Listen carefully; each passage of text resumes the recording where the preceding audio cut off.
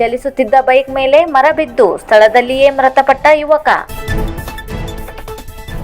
ಯಲ್ಲಾಪುರ ತಾಲೂಕಿನ ಮಂಚಿಕೇರಿಯ ಮಾಳ್ಕುಪ್ಪ ಶಾಲೆಯ ಎದುರಿಗೆ ಇಂದು ಬೆಳಿಗ್ಗೆ ರಭಸವಾಗಿ ಬೀಸಿದ ಗಾಳಿಗೆ ಮರವೊಂದು ಬಿದ್ದು ದಾರಿಯಲ್ಲಿ ಬೈಕ್ ಮೇಲೆ ಬರುತ್ತಿದ್ದ ಯುವಕ ಸ್ಥಳದಲ್ಲಿಯೇ ಸಾವನ್ನಪ್ಪಿದ್ದಾನೆ. ಕಬ್ಬಿನಗದ್ದೆಯ ವಿನಾಯಕ್ ಮಂಜುನಾಥ್ ಗಡಿಗ ಮೃತಪಟ್ಟ ವ್ಯಕ್ತಿಯಾಗಿದ್ದಾನೆ. ಮುಂಡಗೋಡ್ ತಾಲೂಕಿನ ಮಲಗಿಧರ್ಮ ಜಲಾಶಯದಲ್ಲಿ ಈಜಾಡಲು ಹೋಗಿ ಕಾಣೆಯಾದ ಯುವಕ. ಮುಂಡಗೋಡ್ ತಾಲೂಕಿನ ಮಲಗಿಧರ್ಮ ಜಲಾಶಯದಲ್ಲಿ ಈಜಾಡಲು ಹೋಗಿ ಮುಂಡಗೋಡಿನ ಮೂಡಸಾಲಿ ಗ್ರಾಮದ ಶ್ರೀನಾಥ್ ಸೋಮಶೇಖರ್ ಹರಿಜನ್ ಕಾಣೆಯಾಗಿದ್ದಾನೆ. ಪೊಲೀಸರೊಂದಿಗೆ ಯುವಕನ ಶೋಧ ಕಾರ್ಯವನ್ನು ಮುಳುಗು ತಜ್ಞರು ನಡೆಸುತ್ತಿದ್ದಾರೆ. ಯುವಕ 7-8 ಯುವಕರೊಂದಿಗೆ ಈಜಾಡಲು ಹೋಗಿದ್ದ ಎನ್ನಲಾಗಿದೆ. ಗ್ರಾಮ 1ನಲ್ಲಿ ನಡೆಯುವ ಕೆಲಸದಲ್ಲಿ ದುಪ್ಪಟ್ಟು ಹಣ ವಸೂಲಿ ಮಾಡುತ್ತಿದ್ದಾರೆ, ಗ್ರಾಮಸ್ಥರಿಂದ ಆರೋಪ. ಶಿರಸಿ ತಾಲೂಕಿನ ಇಸಳೂರು ಗ್ರಾಮ ಪಂಚಾಯಿತಿಯಲ್ಲಿ ನಡೆದ ಗ್ರಾಮ ಸಭೆಯಲ್ಲಿ ಗ್ರಾಮ 1ನಲ್ಲಿ ನಡೆಯುವ ಕೆಲಸದಲ್ಲಿ ದುಪ್ಪಟ್ಟು ಹಣ ವಸೂಲಿ ಮಾಡುತ್ತಿರುವ ಆರೋಪ ಗ್ರಾಮಸ್ಥರಿಂದ ಕೇಳಿಬಂತು. ಗ್ರಾಮ 1ನಲ್ಲಿ 25 ರೂಪಾಯಿ ಕೆಲಸಕ್ಕೆ 250 ರೂಪಾಯಿವರೆಗೂ ಗ್ರಾಮಸ್ಥರಿಂದ ಹೇರುತ್ತಾರೆ ಎನ್ನುವ ಗಂಭೀರವಾದ ಆರೋಪವನ್ನು ಗ್ರಾಮಸ್ಥರು ಕಂದಾಯ ಇಲಾಖೆಯ ಅಧಿಕಾರಿಗಳ ಎದುರು ಚರ್ಚಿಸಿ ಬಿಸಿ ಮುಟ್ಟಿಸುವ ಕೆಲಸ ಮಾಡಿದರು.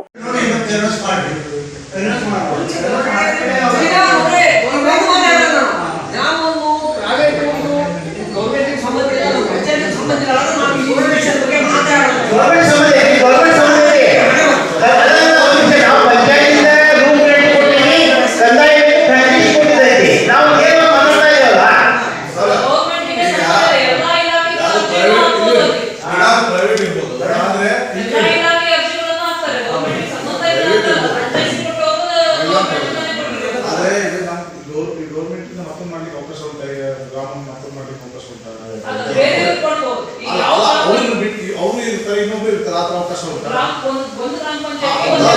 ಅವಾಗ ಅವರು ಆತರ ಮಾಡೋದು ತಪ್ಪು. ನಾನು ಹೇಳ್ತೀನಿ ಅವ್ರು ಏನು ಬಿಲ್ ಹಾಕ್ತಿದ್ದಾರೆ ಅದು ತಗೊಳ್ಳೋಕ್ಕಾಗಿಲ್ಲ ಅವ್ರು ಲೈಸೆನ್ಸ್ ಬೇಡ ಅಂತ ಕ್ಯಾನ್ಸಲ್ ಮಾಡ್ಕೊಂಡು ನಾನು ಹೇಳೋದು ಯಾವುದು ಎಕ್ಸ್ಟ್ರಾ ತಗೊಳ್ಳೋದು ತಪ್ಪು ನನ್ನ ಪ್ರಕಾರ.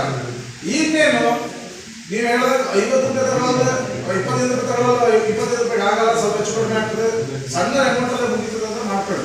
ಅದು ಅವರು ಅದು ನಾವು ಹೇಳಿದ್ರು. ಆದ್ರೆ ಸಾರ್ವಜನಿಕರಿಗೆ ಇದು 250 ರೂಪಾಯಿ 5 ರೂಪಾಯಿ ಅಲ್ಲ ತೊಂದರೆನೇ. ಆ ಥರ ಯಾವುದು ಕಂಪ್ಲೇಂಟ್ ಅಲ್ಲಿ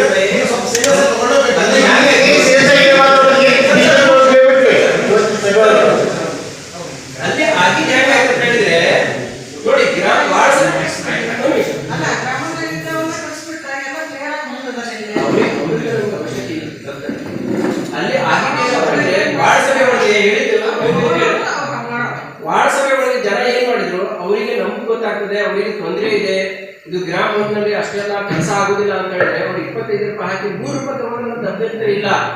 ಅವರೇನ್ ಹೇಳ್ತಾರೆ 250 ರೂಪಾಯಿ ನಮ್ಮ ಹತ್ರ ವಸೂಲು ಮಾಡಿ ಕಡ್ಡಾಯವಾಗಿ ಕೊಡಲೇಬೇಕು, ಇಲ್ಲ ಅಂತಂದ್ರೆ ರಸೀಟಿ ಕೊಡೋದಿಲ್ಲ ಅಂತ ಹೇಳ್ತಕ್ಕ ಮಾತನ್ನು ಈ ಸೆಕ್ರೆಟರಿ ಇದ್ದಾರೆ, ಬಿಡಿಒ ಇದ್ದಾರೆ, ನಮ್ಮ ಸದಸ್ಯರಿದ್ದಾರೆ ಕೇಳಿದ್ದಾರೆ. ನಾನು ನನ್ನ ಬೇಕು ನಾನು ಹೇಳ್ತಾ ಇಲ್ಲ, ನೀವು ಮತ್ತೆ ತಪ್ಪು ತಿಳ್ಕೊಂಡೆ ಅದಕ್ಕೆ ನಮ್ಮ ಮೇಲೆ ಇದು ಮಾಡೋದು ಸಿಗ್ತಿಲ್ಲ. ಗ್ರಾಮಸ್ಥರ ಆಡಿದ ಮಾತು ಈ ಗ್ರಾಮಸ್ಥರಿಗೆ ಇಲ್ಲಿ ಕರ್ಕೊಂಡ್ಬಂದು ಅದೆಲ್ಲ ಹೊರಗೆ ಎಬ್ಬಿಸ್ಕೊಳ್ಳೋದ್ರಿಂದ ನಾವು ಮಾತಾಡ್ಕೊಳ್ತೇವೆ ಅಂತ ಹೇಳಿ ನಾವು ಅವರಿಗೆ ತಿಳಿಸ್ಕೊಂಡ್ವಿ ಅಷ್ಟೇ ಹೊರತು ಕ್ಯಾನ್ಸಲ್ ಮಾಡ್ತಿರೋ ಬಿಡ್ತಿರೋ. ಈಗ ನವೀನ್ ಹೇಳಿದಂಗೆ ನಮ್ಮ ಪರ್ಸನ್ ಹೇಳಿದಂಗೆ ಅಂತ ಹೇಳಿದ್ರೆ 25 ರೂಪಾಯಿ ಚಾರ್ಜ್ ಹಾಕಿದ್ರೆ 100 ರೂಪಾಯಿ ತಗೊಳ್ಳಿ, ಅದು ನಾವು ಅವರಿಗೆ ಇದು ಮಾಡ್ತೀವಿ.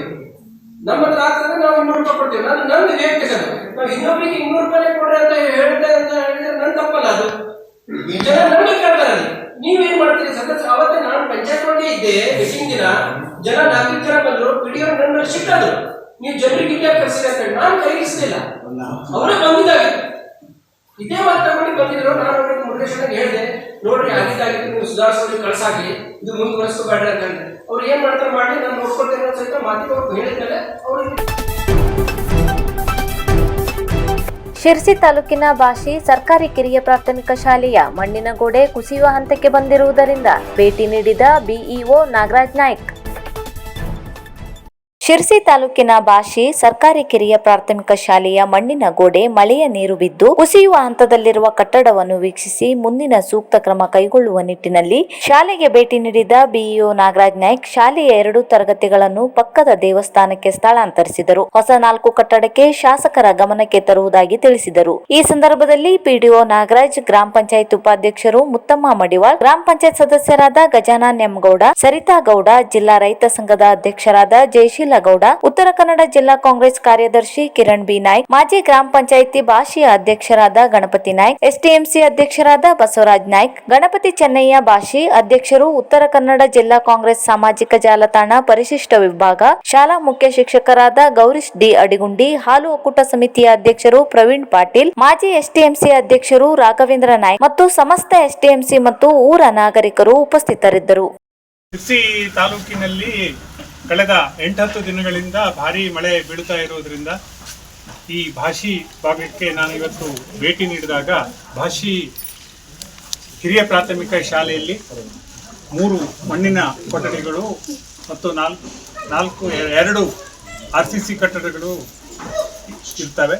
ಇಲ್ಲಿ ಮಕ್ಕಳು ಇವತ್ತು ಪರಿಶೀಲಿಸಿದಾಗ ಮಳೆ ಗಾಳಿಯಿಂದ ಮಣ್ಣಿನ ಗೋಡೆ ಒದ್ದೆಯಾಗಿದ್ದು ಹಂಚು ಮತ್ತು ಪಕಾಶಿ ಬೀಳುವಂಥ ಸ್ಥಿತಿಯಲ್ಲಿ ಕಂಡುಬಂದಿರೋದ್ರಿಂದ 2 ತರಗತಿಗಳನ್ನು ಮಾತ್ರ RCC ಕೊಠಡಿಯಲ್ಲಿ ನಡೆಸಲಿಕ್ಕೆ ಯೋಗ್ಯವಾಗಿದೆ.